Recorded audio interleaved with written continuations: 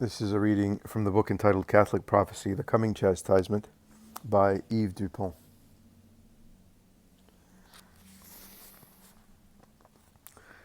75:11. Then shall there be against the church a greater persecution than ever was, and thereupon such great epidemics shall develop that more than 2/3 of the world shall perish, so much so that no one shall know the owners of the fields and houses, and grass shall grow in the streets of the cities knee-high, and even more. In those days of desolation, the largest cities will be depopulated, and he who would return therein shall be struck by the wrath of God. And the sacred place shall be turned into a stable for cattle, large and small, and put to profane uses. Oh, what a calamitous time shall it be for women with child. See also Matthew chapter 24, verse 19. And during the said astrological computations, in harmony with Holy Writ, the persecution against the clergy shall have its beginning in the power of the north, united with the east, and it shall last 11 years, or a little less, when the chief northern ruler shall fall, and his southern ally shall persecute the church even more for 3 years, by the apostolical seduction of one who has absolute power over the militant church of God. The holy people of God, the keepers of his law, and all the religious orders shall be grievously persecuted and afflicted, so much that the blood of the true ecclesiastics shall flow all over. One of these horrible temporal rulers shall be highly praised by his followers for having spilled more of the innocent ecclesiastic's blood, human blood, than anyone could do with wine. The said ruler shall commit incredible crimes against the church, and human blood shall run in the streets and in the churches as water after a heavy rainstorm, and the rivers shall also be red with blood. Comment. Here again the mention of true ecclesiastics seems to imply that a section of the clergy will apostatize and follow the anti-pope. Concerning the 11 years, I definitely think that this is a mistake, perhaps a misprint in the original edition. It should read either 11 months or 1 year. 1 and 11 cannot be confused in English, but in Old French, an extra letter and the substitution of an O for a U turns 1 into 11. A misprint is therefore a distinct possibility. All other prophecies say that the great crisis will be of short duration, and the whole events should not last more than 4 years. 75:12. And the countries, towns, cities, governments, and provinces which had left their former ways in the belief that they would free themselves, but which had become more deeply enslaved by treachery and had lost their religion, shall then start to strike on the left part in order to return to the right, and shall give back to the church her former glory. Comment. This passage is plain enough. Many nations will choose communism in the belief that they will thus win complete freedom. This will be achieved by treachery and lying promises. See previously high-sounding words that will do more harm than a sword in the hands of a madman. But they will realize their error, and the general popular uprising against communism will take place. They will strike the left to return to the right, and under the leadership of the great king, they will restore the church to her former glory. This is a remarkable prophecy, seeing that it was written in the 16th century, when neither the right nor the left existed in the political spectrum. Another lengthy passage follows the above excerpt, but the style is clumsy, and the sentences run for lines on end without a single full stop. Little would be gained by quoting it in full. Here are the salient points with my own interpretation. 75:13. The communists will at first try to deceive the Christians, but as soon as they think they are masters of the whole world, they will know no restraint and will begin to liquidate people by the million. However, a stupendous phenomenon will thwart their plans. See previous prophecies. Taking advantage of this, a number of military leaders will rebel and will deprive communism of its two swords, deceit and war, leaving only the symbols of these, the hammer, brutal force, and the sickle, the lies that undermine from below. These symbols will make a last attempt to arouse the people's enthusiasm, but in vain. The great king to be will then be known, and the people will follow him in order to free themselves from the slavery they had themselves consented to. They will take up arms, and the uprising will begin in a city astride two rivers, possibly the city of Plancus, mentioned elsewhere, in which case it would be Lyon in France. Finally, the supreme communist ruler himself will be unseated and put in the pillory. 75:14. Then within the same year and through the following years, a most horrible epidemic of plague shall break out, caused by the preceding famine, and such great tribulations as never have happened since the foundation of the Christian Church. In the Latin regions, not even in Spain where traces remain. Thereupon the third ruler of Aquila, hearing the cries of anguish of the peoples of his principal title, shall raise up so great an army, and shall retrace the steps of his ancestors in order to put most nations back on their feet again. Then shall the great vicar of the cope be restored in his former estate. Comment. This is one of the very few references to an American intervention to be found in the Prophecies.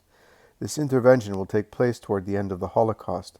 That this passage refers to America is almost certain. The title of the USA is its being Western and European in culture, even though it lies beyond the ocean.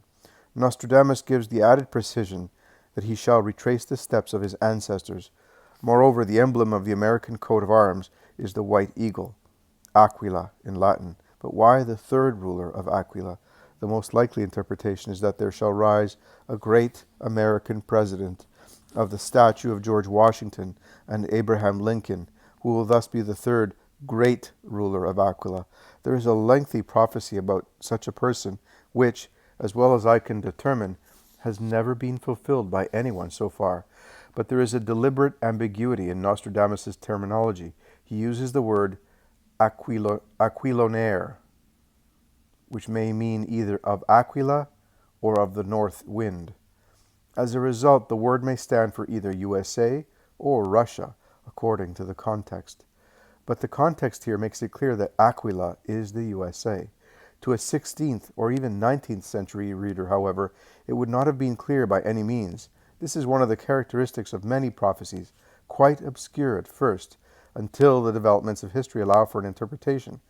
But in previous passages, I have translated aquilonaires by northern equals Russian, because the context made it clear that it could not possibly mean the USA. This is plain common sense. No one in his right mind will contend that Russia will help other nations, or that the USA will cause the clergy to be slaughtered. Hence the first, second, and third ruler of Aquila, Russia, China, USA, but with an entirely different sense each time. Concerning the great vicar of the cope, two interpretations are possible. One, the pope will come from a religious order in which a cope is part of the habit, or two, he will be a descendant of the Capet family. Some prophecies say that he will be of royal blood. 75:15. Then, from that stock that has long been barren, proceeding from the 50th degree, one will come who will renew the entire Christian church. And there shall be great peace, union, and harmony between the offsprings of the separated and lost heads. Comment. The 50th degree crosses the Ardennes, the cradle of the Capetian family. This prophecy may refer either to the great king or to the holy pontiff. It is impossible to say. The separated heads or leaders were the schismatics. The lost heads were the heretics. Their descendants will be reunited. This passage has not been quoted in full, and the rest is obscure. One phrase, however, seems to refer to the conversion of Soviet Russia. This, added to the fact that peace will be universal, is in accord with the Fatima prophecy. 75:16, 1086. As a griffin the king of Europe shall come, accompanied by those of Aquila. Of reds and whites shall lead a great army. The great shall march against the king of Babylon. The great king is here represented as a griffin, a mythical creature formed with the body of a lion, the head and wings of an eagle, and the dorsal fin of a fish. This comparison may be explained by the fact that this will be a motley army, and we have seen that some seers call him the lion or the eagle. The great king will receive the assistance of the USA, Aquila. By that time, probably after the victory of Westphalia against the Prusso-Russians, Communism will have been defeated. Many former communist troops will defect and join the forces of liberation. This union of reds and whites will throw back to the sea the invading Mohammedan forces, king of Babylon. Nostradamus wrote other quatrains on this episode. Following is one in which the Arab power is called a mastiff. We have seen elsewhere that it was called a dog. Greatly assisted by Soviet Russia, the bear, the Arabs will invade Italy, the wolf, and confirm their alliance there. But as we have seen previously, communism will eventually collapse, and former communist troops, whose soldiers are no more communist than you or I, will join the great king's forces to the displeasure of the Mohammedans. Here is this quatrain, 75:17, 5.4. The great mastiff, driven out the city, Rome, shall be annoyed at the strange alliance of reds and whites. After having pursued the leader, Pope, in the fields, the wolf and bear shall defy each other. The fields mean that the Pope and the clergy will be forced to go into hiding in the open country, an event which will take place at the beginning of the great disaster, when Arabs and Reds are still friends. There is still another quatrain describing the final phase of the great disaster, 75:18, 6:21. When those of the Arctic are allied together, there shall be in the east great fear and great trembling. One newly elected holding the great temple, Rhodes, Istanbul shall be dyed with barbarian blood. When those of the Arctic, means Russia and the USA, we have already seen north, north wind, and aquilonaires, which can be rendered by aquila, eagle, or north wind. Here the USA is referred to as Arctic because of its synonymity with aquilonaires, and also possibly because the US will send its troops and arms over the North Pole. Russia, of course, will no longer be Soviet Russia, but a new Russia allied with the USA. And Western Europe to repel the Mohammedan invasion for which the Soviet government had been responsible. The East may also refer to China, but this is not certain. At that time, a new pope will have been elected. The Christian forces will cross the seas and annihilate the Arab forces in the Middle East. Nostradamus' quatrains were deliberately shuffled as one does with a deck of cards.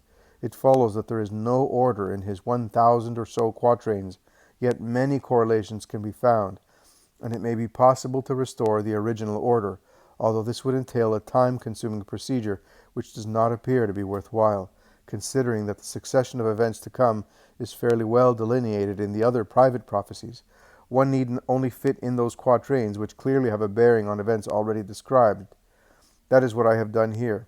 After having quoted a sufficient number of private prophecies earlier in this book, following are a few more quatrains which either corroborate or complement what we already know. 75:19. 395. The Moorish law shall be seen to decline, past another that was more seductive. The Borysthenes shall be the first to fall. Through bribes and words was much more attractive. This means that Soviet Russia, Borysthenes, despite its bribes and lying propaganda, will collapse before the Arab power does, and the latter will not possess the appeal that communism had. The French did not use bribes and words, but gifts and tongues, but the real sense is that given in my translation.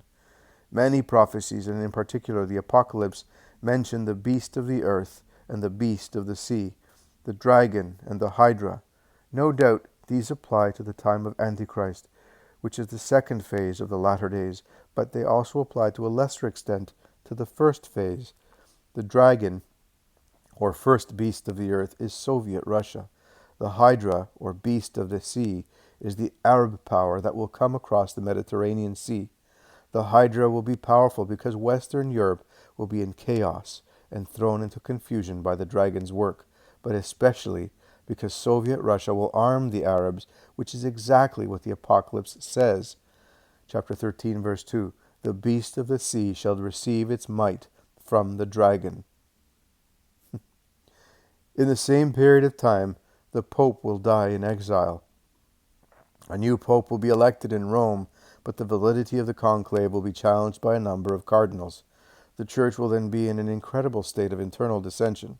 Then the first Mohammedan forces will march into Rome, coming from Albania, where they had probably landed.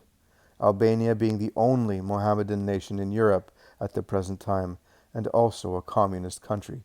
Here's the quatrain, 75:20, 546.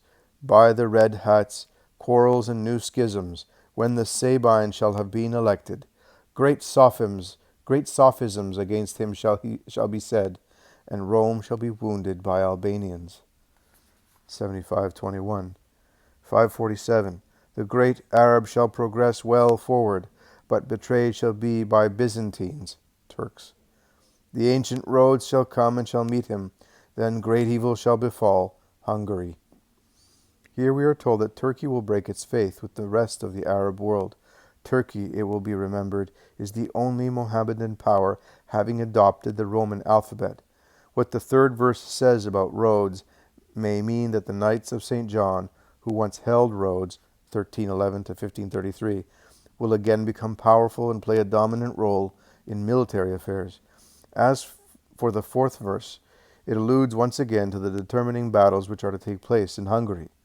The number of quatrains which Nostradamus has written on the Mohammedan invasion is quite impressive. It does not appear necessary, however, to quote them all. Suffice it to say that the Mohammedans will overrun the whole of southern Europe. In France, they will be stopped on the banks of the river Loire. In Germany, however, they will cross the Danube, reach the Rhine, and possibly the North Sea. In Eastern Europe, they will clash with the Poles, who by then will have shaken off their communist yoke. The Mohammedans will commit innumerable atrocities, but no great military feats, since Europe will already be on its knees through civil wars. As soon as the European nations can gather up their forces again, the Mohammedans will suffer crushing defeats on every front, will be thrown back to the sea again, and pursued into their own homelands, which will mark the prelude to their conversion to Christianity. Below are now a few additional quatrains with a bearing on various events predicted by many seers. 75:22.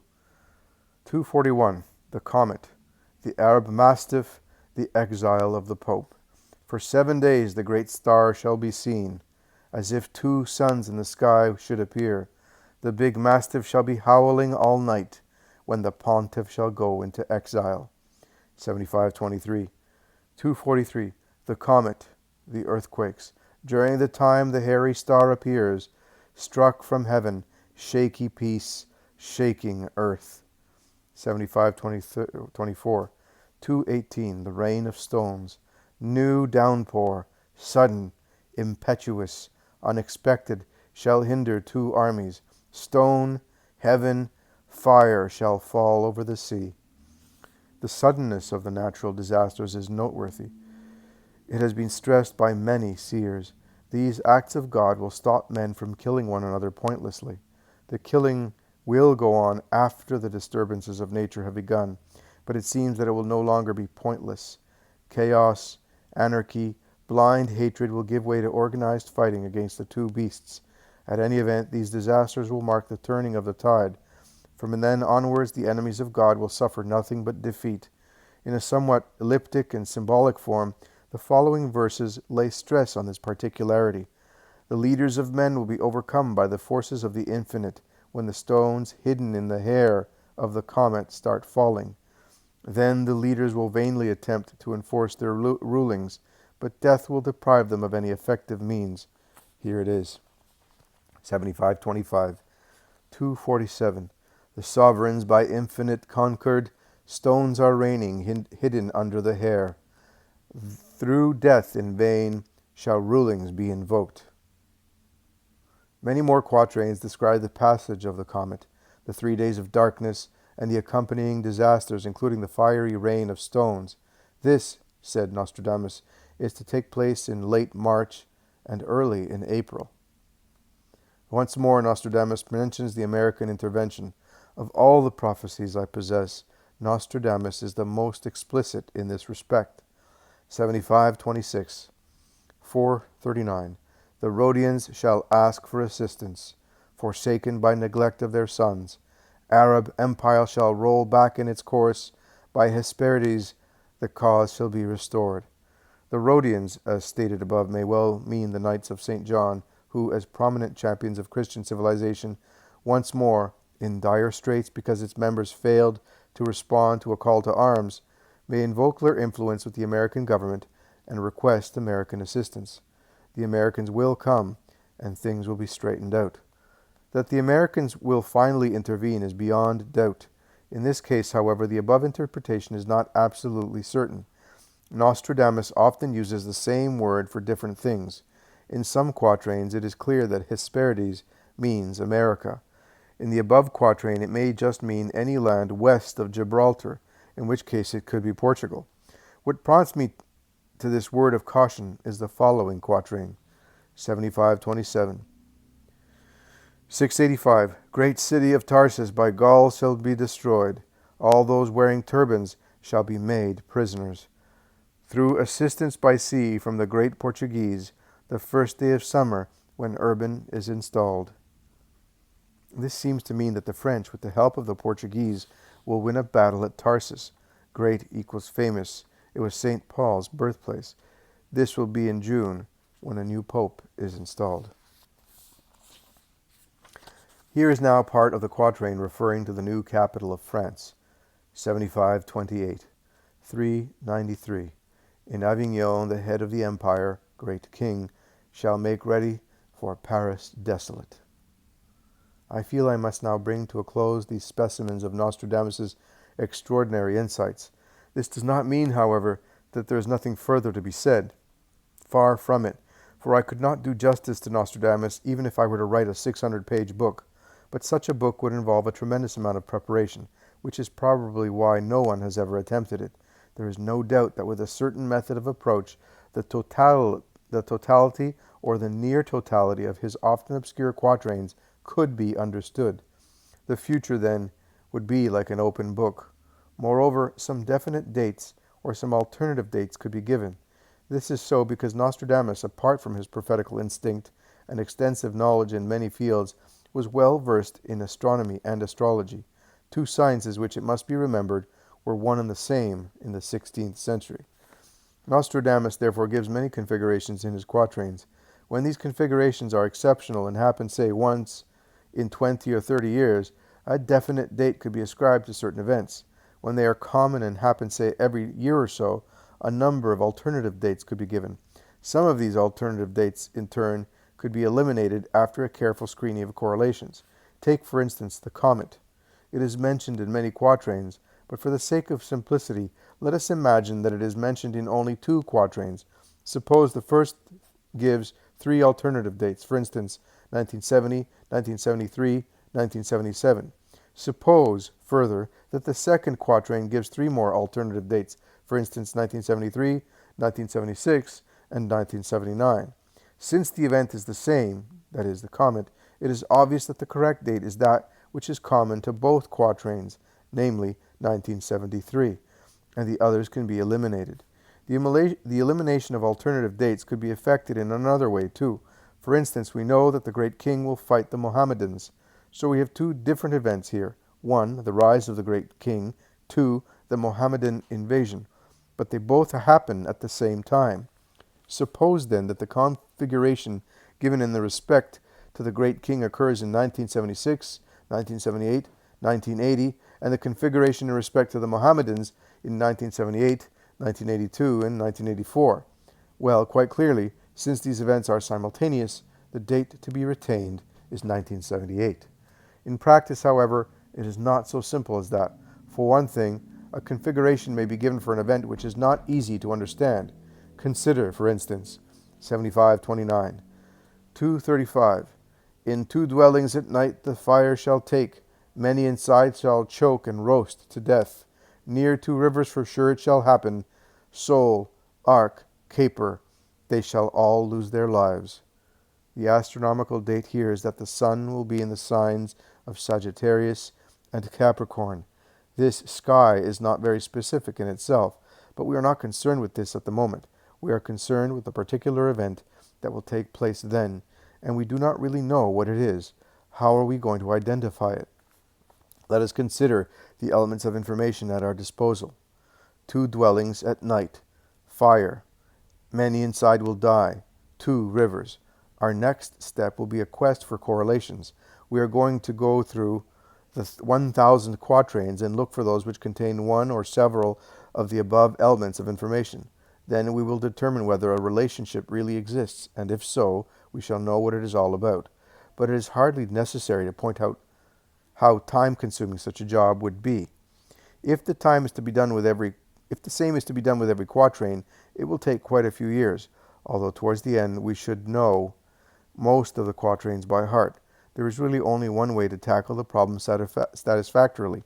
Feed all the elements of information into a computer, and it will sort them out on demand within a few seconds.